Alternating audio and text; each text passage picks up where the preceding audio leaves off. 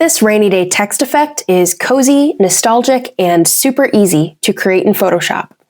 If you're new here, my name is Erin, a formerly self-taught graphic designer turned university professor with 10 years of experience working with clients. Before we get started, make sure you download the practice image in the YouTube description, and while you're down there, feel free to give this video a thumbs up, and I will see you in Photoshop.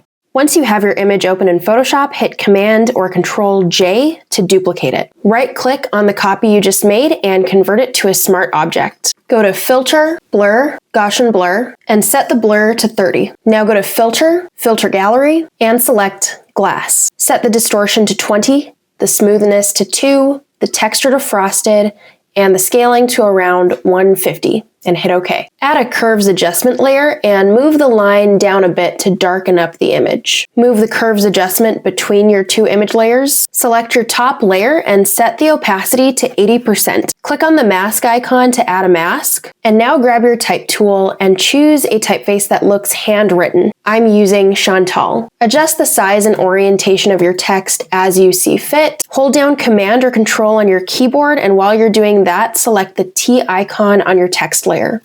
That's going to select your text. Click the I button to hide your text, and on the image layer, select the mask, set your foreground color to black, grab your paint bucket tool, and fill in the selected area. Hit Command D to deselect. If you want to adjust your text without messing up the whole image, click this link icon here to unlink the image and the mask. Select the mask, and now click Command T, and now you can move or scale the mask to your liking. If you have two lines of text here like I do and only want to move one of them, grab one of your selection tools and select the text you want to move. With the mask icon selected, go ahead and hit Command T again, and now you'll be able to move that portion of the text. For the final touch, grab your paintbrush tool, set the fill color to black and the hardness to 100%.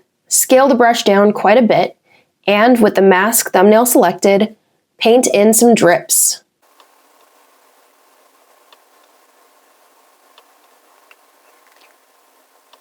If you enjoyed this video, YouTube will recommend another tutorial for you to watch somewhere on the screen. I make free graphic design tutorials every week, and the best way that you can show your appreciation is to hit that subscribe button. Thank you for watching.